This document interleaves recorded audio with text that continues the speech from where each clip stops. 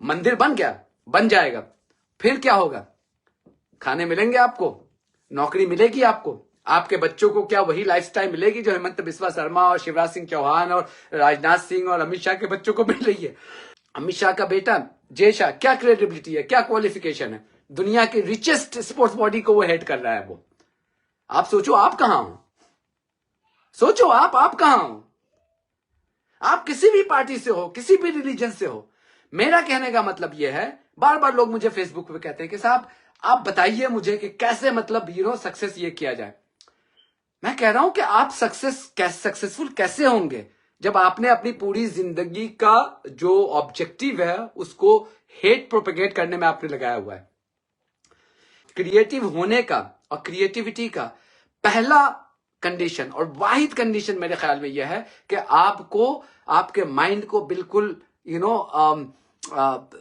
नफरत से पाक होना पड़ेगा, तभी आप क्रिएटिव हो पाएंगे। अगर आपका माइंड कुंठित है, अगर आप बिल्कुल अपने माइंड में हमेशा ये स्ट्रेस लेकर के चल रहे हैं कि इस कम्युनिटी को ये करना है, उसके खिलाफ नफरत, इसके खिलाफ नफरत, आप क्रिएटिव हो ही नहीं सकते। और जब आप क्रिएटिव नहीं होंगे तो आप जहां पे हैं वहीं पे रहेंगे, कुएं के मेढक जिंदगी भर बने रहेंगे, लकीर के फकीर बने रहेंगे। आप एक ट्वीट कर देंगे, आप मैसेज कर देंगे और कह देंगे कि हमने बड़ा कमाल कर दिया, उससे मेरी लाइफ में कोई नुकसान नहीं होने वाला है, किसी की भी लाइफ में कोई नुकसान नहीं होने वाला है आपके ट्वीट करने से, आपके मैसेज करने से, आपके ट्रोल करने से। लेकिन नुकसान जो हो रहा है जिसको आप देख नहीं पा रहे हैं वो आप लोग नहीं समझ पा रहे हैं। और दूसरा जो मुसलमानों से जो मुझे ये कहना है कि भाइयों सुधरो, तुम ऐसे लोगों को तुम लोग फॉलो करते हो जस्ट बिकॉज कि किसी ने मोदी को, शाह को क्रिटिसाइज कर दिया, वो आपके रहनुमा बन गए। मैंने लिखा था आज कि दिल्ली सरकार ने कल स्कूल बंद कर दिया इसी मंदिर के लिए। नाउ 6 साल पहले दिल्ली सरकार ने एक फैसला किया था, डिपार्टमेंट ऑफ एजुकेशन ने कहा था कि मुस्लिम टीचर्स जो हैं वो जुमे की नमाज नहीं पढ़ पाएंगे। तो मैंने उस पर क्रिटिसाइज किया था, मैंने कहा यार आधे घंटे की बात है, वो अपने लंच ब्रेक में अगर जुमे की नमाज पढ़ रहा है तो तुम्हें क्या एतराज है? और तुम भी वही कर रहे हो जो बीजेपी वाले करते हैं। तो इस पे एक नमूना है, इस्लामोफोब है, इस्लाम दुश्मन है, वो ध्रुव राठी, वो मेरा फेसबुक का फ्रेंड होता था, तो मुझे फेसबुक पे गाली शादी देने लगा कि ये क्या हुआ, ये स्कूलों को मजहब से ऊपर होना चाहिए, सब कुछ होना चाहिए। तो मैंने कहा कि ये दुनिया के बड़े से बड़े मुल्क में भी जुमे के वक्त में ये ब्रेक दे दिया जाता है, और चूंकि वो अलग से ब्रेक नहीं होता है, लंच ब्रेक में ही अकोमोडेट करके लोग नमाज पढ़ लेते हैं। इससे आप गुडविल जीतते हैं अपने स्टाफ का। यही तो ब्यूटी है इंक्लूसिवनेस का और डाइवर्सिटी का। उसको बड़ा बुरा लगा कि मैंने केजरीवाल को ये कहा था, उसने मुझे बड़ी गंदी गालियां दी, तो मैंने उसको अनफ्रेंड कर दिया और ब्लॉक कर दिया। नाउ आज तो वो कुछ बोलेगा नहीं, लेकिन यही शख्स जो है ये मुसलमानों में, आप लोगों में बड़ा पॉपुलर है। क्यों पॉपुलर है? चूंकि वो मोदी को गाली देता है। लेकिन आपका कितना बड़ा दुश्मन है ये आप नहीं देखेंगे। इसी तरह से एक नमूना है वो ऑल्ट न्यूज का, वो चलाता है, वो क्या सिन्हा नाम है उसका, जनता का रिपोर्टर के पीछे हाथ धो करके पड़ा हुआ था। चूंकि वो कभी एक हिजाब पहनने पे उसने इस्लाम को क्रिटिसाइज किया, और भी किसी मौके पे मैंने उसको भी अनफ्रेंड किया और ब्लॉक कर दिया फेसबुक पे। मुझे ऐसे दोगले लोग, जैसे उनके दोगलापन जाहिर होता है ना, मैं फौरन अपनी जिंदगी से उसको अलग करता हूं। और ये लोग मेरे फेसबुक पे थे, लेकिन ये लोग सब आपके बड़े पॉपुलर हैं। अब मुसलमानों में बड़ा पॉपुलर है, ये मुसलमानों का मसीहा है। अगर मुसलमानों में अगर पैगंबर होने की इजाजत होती ना तो आप लोग मान भी लेते। ये तो हाल है, और इसी वजह से मुसलमान आज सफर कर रहा है इंडिया में, क्या दुनिया के हर हिस्से में। चूंकि खुददारी इनकी चली गई है, एजुकेशन इनकी खत्म हो गई है, अवेयरनेस खत्म हो गई है। इस्लाम में सबसे ज्यादा अगर किसी चीज पर अगर कहा गया हो कि एजुकेट, तालीम हासिल करो, हम वही नहीं करते, बस भेड़ चाल में फॉलोअर बने हुए हैं हम यहाँ पे। तो ये हर कौम के लोगों को ये सीखने की जरूरत है कि आपको रिलीजन से ऊपर उठना पड़ेगा। Religion is your personal matter. आप अपनी जिंदगी में, मैं अपनी जिंदगी में रिलीजन को मैं फॉलो करता हूं। मैं दिन भर उसका ढिंढोरा नहीं पीटूंगा जाकर के कि मैं क्या करता हूं। वो मेरी जिंदगी में, मेरा मामला मेरे क्रिएटर से है, मेरे अल्लाह से है। मैं उसकी वजह से ना किसी दूसरे कौम के लोगों को मैं जाकर के नफरत की निगाह से देखूंगा, बल्कि अगर सच्चा मुसलमान जो होगा वो, या सच्चा हिंदू जो होगा, वो दूसरे मजहब के लोगों से नफरत कर ही नहीं सकता है। ये मैंने भी पूरा रामायण देखा है भाई, मैंने भी स्कूल के जमाने में पूरा रामायण देखा है। उस रामायण को देखने के बाद कहीं भी मुझे ये उसका सारांश या उसका जो इनका निष्कर्ष ये नहीं निकलता है कि आप दूसरे मजहब के लोगों को जाकर के उनका मजाक उड़ाएं। नहीं है ये।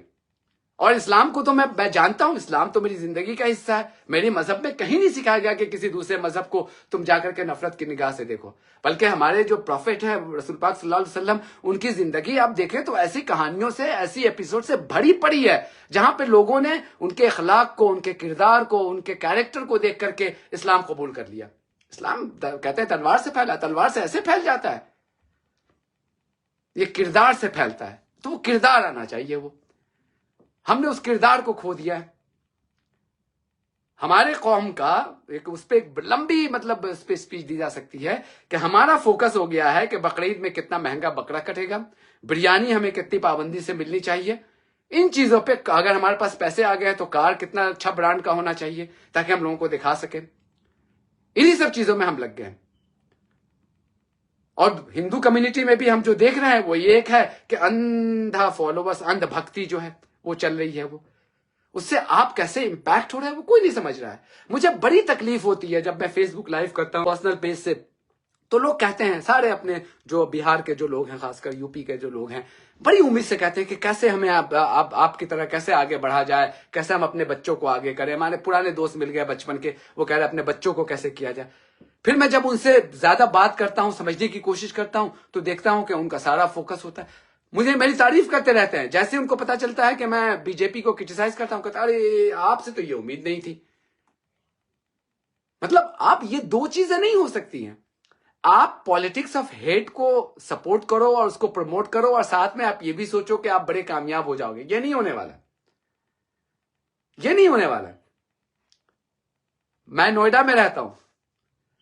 नोएडा में किसी एक दिन एक बंदे को लाकर के बैठा दिया गया कि आज से बीजेपी का कैंडिडेट होगा ये पंकज सिंह। बाद में पता चला कि राजनाथ सिंह का बेटा है। अब जितने भी वहां पे जो फुट सोल्जर्स है बीजेपी के, वो वहीं रह गए, वही पोस्टर लगाते रह गए, वही जय श्री राम बोलना पड़ेगा, ये सब करते रह गए। लेकिन एमएलए जो है एयर ड्रॉप आकर के वही एक बड़े लीडर का बेटा ही आकर के एमएलए बन गया वो। अब वो फिर एमपी भी बनेगा और प्राइम मिनिस्टर भी बन सकता है या यूपी का चीफ मिनिस्टर भी बन सकता है। आप वहीं रह गए फुट सोल्जर, लोगों को मरने मारने की बात करते रहिए आप। ये उससे क्या हुआ कि आपने अपने करियर को तो, करियर ग्रोथ को तो खत्म किया ही किया, आपने पूरी जनरेशन को वहीं पर ब्लॉक कर दिया, वहीं पर ब्लॉक कर दिया उस जनरेशन को।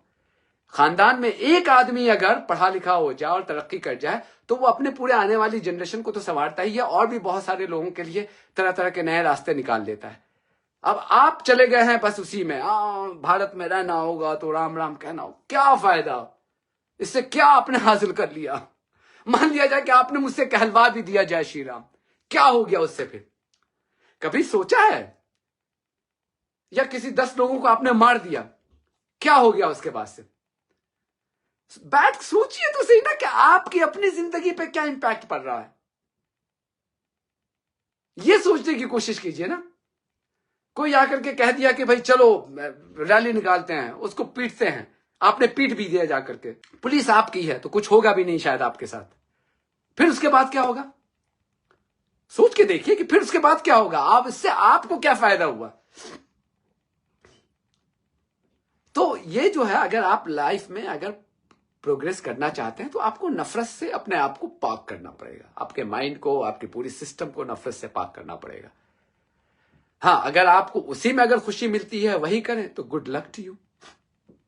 लेकिन ये तो तय है कि देर सवेर आप ये रियलाइज करेंगे कि आप किस गड्ढे में गिरते हुए जा रहे हैं, जो जहां से दलदल से निकलने के लायक आप नहीं होंगे कुछ दिनों के बाद।